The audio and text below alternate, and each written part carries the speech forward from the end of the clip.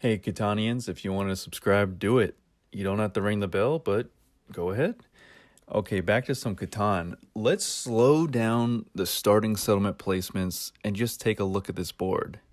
So we have some pretty decent spots. Right off the bat, you should be eyeballing that 6 wheat, and you should be yelling at the screen when I don't place on that 6 wheat, because how could I overlook such a standard, basic intro strategy to Catan in general?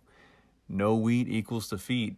All the Catan channels talk about that. They all agree on that wholeheartedly. And I'm just gonna pass over the 6 wheat.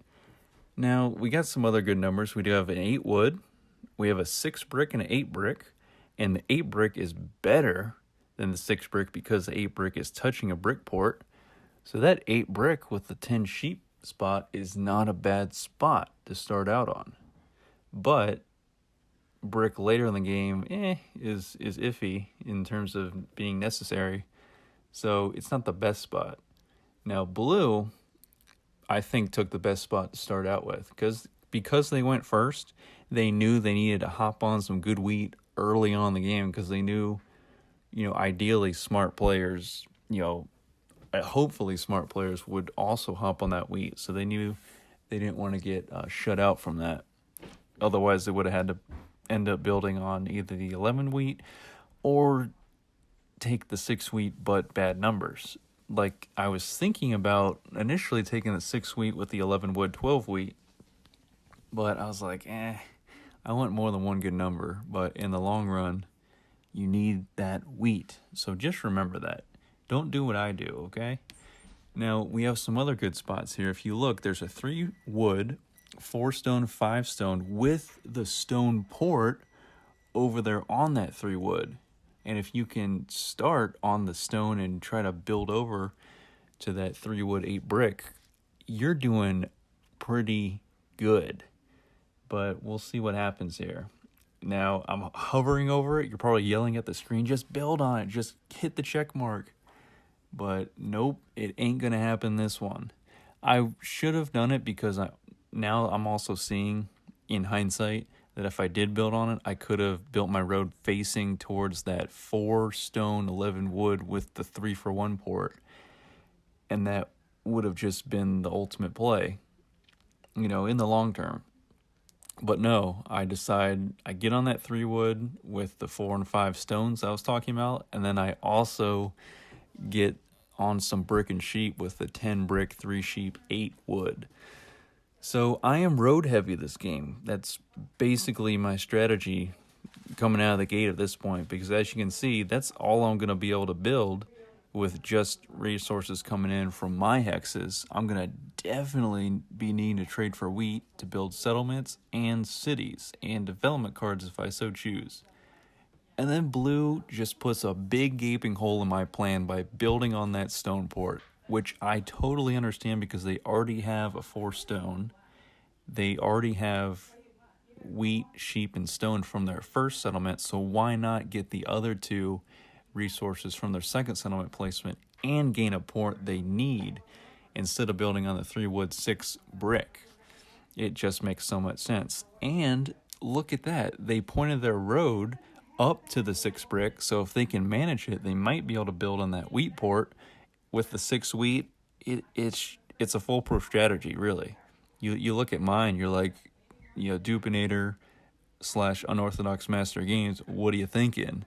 You look at blue, you're like, you need to think more like that guy. And you're right. You'd be very right. I'm trying to redeem myself here. I build a road up to the 5 sheep, 9 sheep with the 10 brick. And I see that sheep port hanging out on the 10 brick. So if I can also get over there, I can gain some more numbers and have a port. Because you need at least, I think you need at least 1 port to win in basic Catan. I think if you don't have a port, you better be on some very diverse numbers and resources that are getting rolled a lot. And, having people that will actually trade with you and, not blacklist you because you're doing really well in the game or a clear leader in points, Or just sometimes you ever play a game of Catan and people just won't trade with you? Like, it doesn't matter what you offer them, they just want to play their game and, only earn points off of, getting resources from dice rolls and trading in themselves. That they just want to keep it simple, I guess. But it's nice to trade. It's nice to do a little give and take. It's nice to see if you can help yourself out in a trade, but help yourself out more than you're helping out the other person that you're trading with. So that's also a little bit of a deeper strategy that we'll get into another time. As the robber gets put on one of my hexes, but thankfully red is stolen from and not me, but then red just uses a knight. And it'll probably go on one of my other, yep, goes on my 3 wood. But thankfully red steals back from blue, and I'm still kind of safe. They're not really targeting me just yet, even though they shut down one of my hexes. So if I get on this 5 sheep, 9 sheep, 10 brick, then I'll have some double brick coming in off of 10, and I'll have more sheep coming in, and you just need a port. You really do. And I'm speaking to myself in this context here. I should have instead, the better play may have been to just start heading for that 3-for-1 port off of the 8 wood, because 8 is obviously a very good number, and they're getting rolled good amount. So if I got the double wood off of 8 and a 3-for-1 port, then I could have turned a little 180 and gone back over to those sheep hexes and thought about it more. I could have also gone more towards the middle of the board with the 4 stone, 9 sheep, 11 wheat to actually, get some wheat, and that would have been pretty good too. But early on the game, I'm just very road heavy, and I'm desperate for a wheat, so I'm going to immediately throw out 2 stone. Just put the feeler out there. I want to guarantee that they're going to give me that wheat, because I know this game, basically the only wheat coming in right now off the entire board is off of a 6 wheat. Just that. Because although, red is also built on the 12 wheat, but, I mean, seriously, how often is a 12 going to get rolled? Maybe twice this whole game. We'll check the dice stats at the end. And then no one's built at all on the 11 wheat, nor the 2 wheat at the top of the board. So it's really showing here, especially early on, because you see that with the no wheat equals defeat, mindset, red and blue are just capitalizing on that 6 wheat coming in, and red just throws down a settlement on that 3-for-1 port that I was talking about earlier in the game. Just a classic strategy of build on some good numbers, some good resources, quickly build to a 3-for-1 port, and then have that as your support system, your foundation, and then play your game from there. Yeah, they're only at 3 victory points, and so am I, but they obviously have the clear advantage. I mean, the only thing the red is really lacking is, wood, because of the number they have. They have an 11 on the wood, but now they have the 3-for-1 port. So if they can focus on getting some cities now, because they have, 2 stone hexes, they have a 4 and a 5, and they have a wheat hex, they're just solid all the way around. And then blue is also building over to the 8 wood 4 stone spot, and then obviously earlier I talked about they could build up to that wheat port at the top left of your screen if they wanted. So they too are also hopping on this, having wheat as your foundation to really make your game just pick up in the second half of this whole entire match here. So all in all, they're doing well, and I'm really thinking to myself now, man, I got to get something going here. So I do build the settlement on that 5 sheep, 9 sheep, 10 brick. But now at this point, sheep is coming in one at a time. And one at a time. I have a 3, 5, or 9 will give me 1 sheep at a time. And I have to 4-for-1 it, usually for wheat, most likely, to end up building another settlement.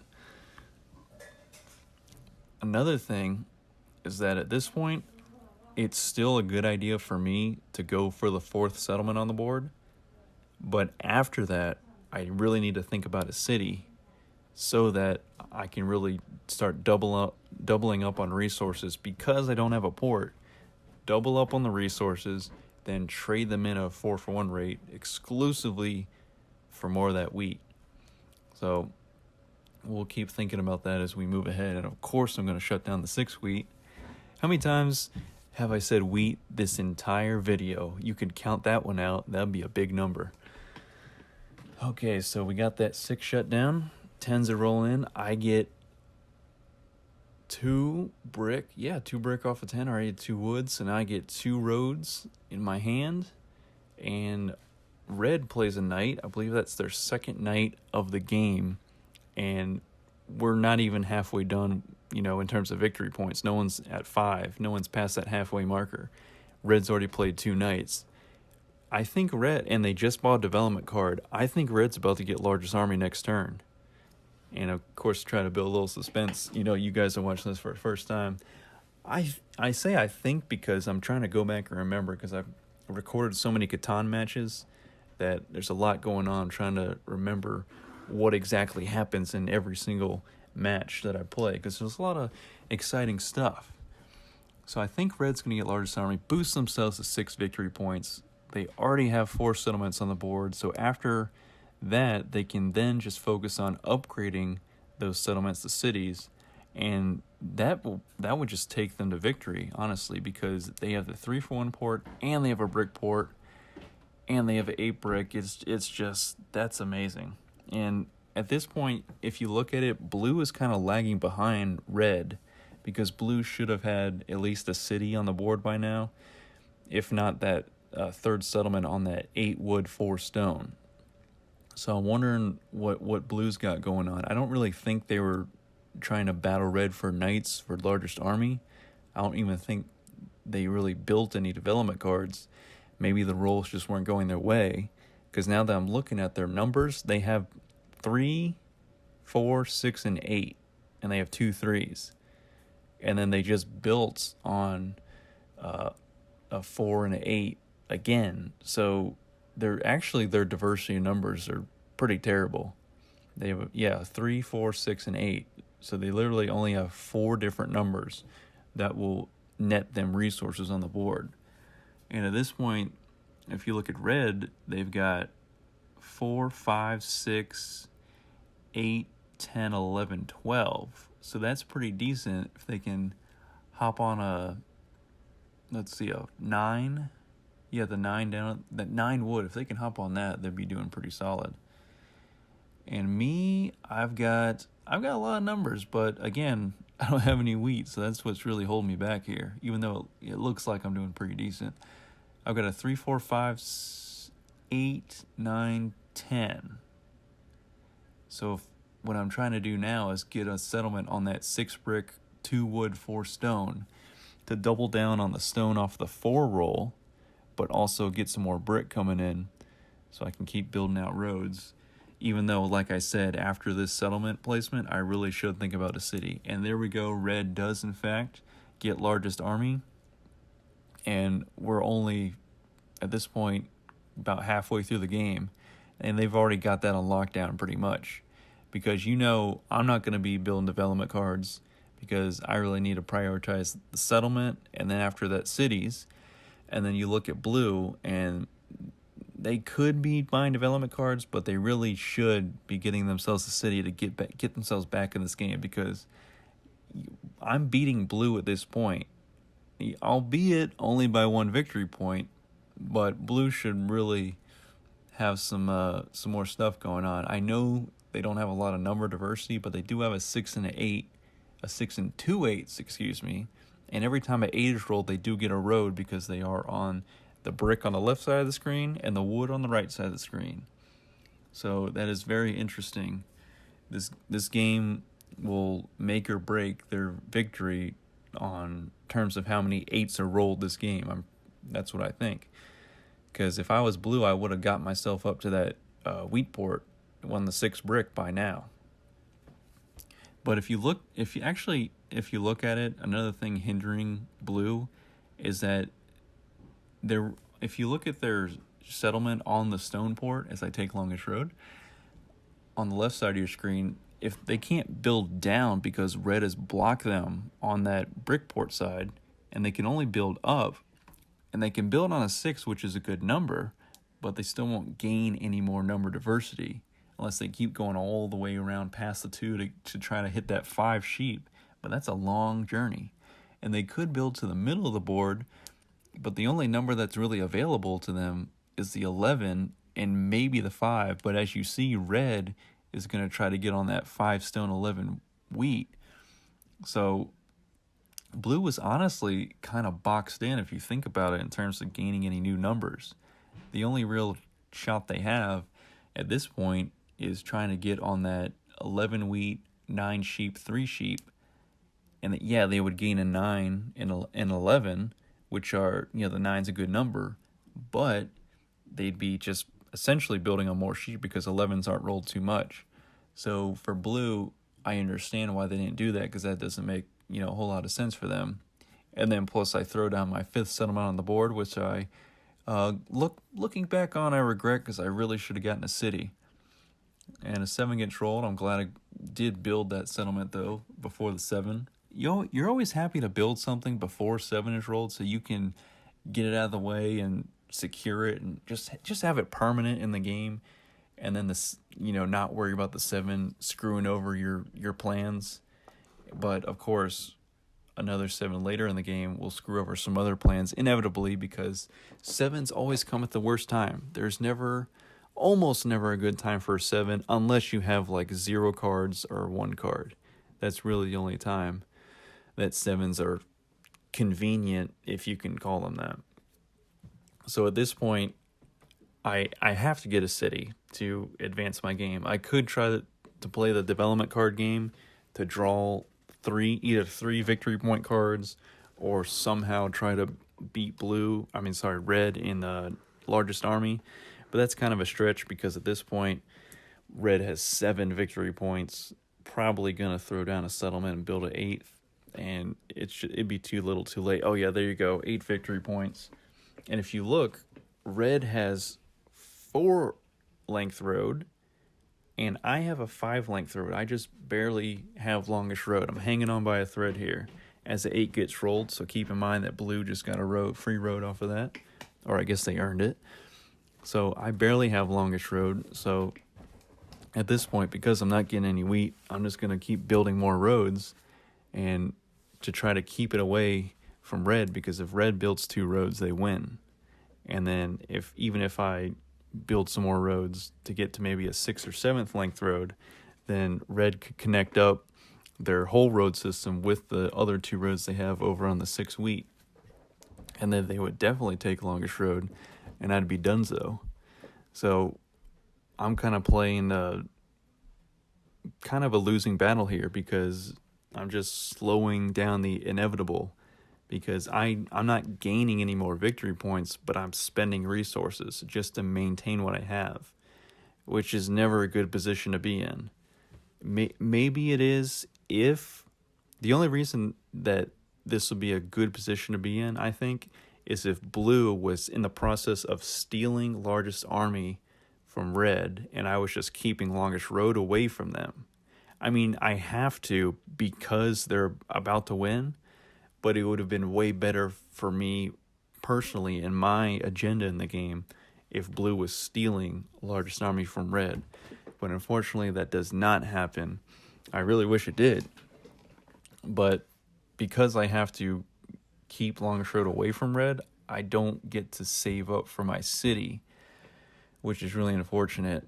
And at this point, I can kind of gloss over and call attention to the title of this video, as red just gets the 9 victory points by building their 2nd city. I command basically half the board. If you look at the top half of the board, sans that 8 brick on the left side of your screen, I am built on so many hexes. Let's count them. Let's see. 1, 2, 3, 4, 5, 6, 7, 8, 9, 10, 11. So I'm built on 11 hexes, and I'm still lagging behind. If you're built on 11 hexes, you should be doing pretty darn good. Red is built on 1, 2, 3, 4, 5, 6, 7, 8, 9 hexes, but one of those is the desert hex, so you can technically say only 8 hexes are netting them resources. So 8 hexes versus 11 hexes. You would think the person with 11 hexes is doing better, but no. It depends on what's on those hexes and what numbers are on those hexes. So resource and number, of course.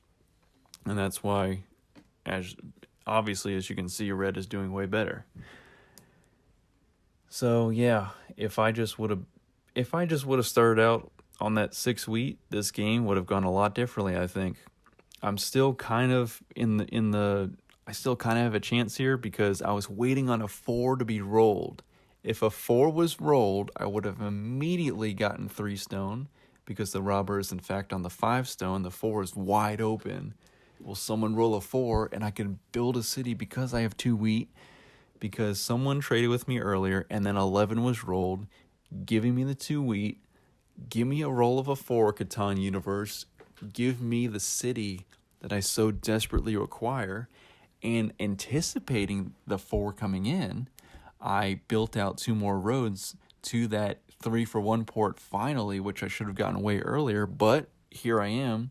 I built those 2 roads out anticipating a 4 would be rolled, such that after I upgrade one of my settlements to a city, I could then get ready to put that city right back on the board on that 3-for-1 spot. Because as most of you know, you can only have up to 5 settlements on the board at a time in basic Catan.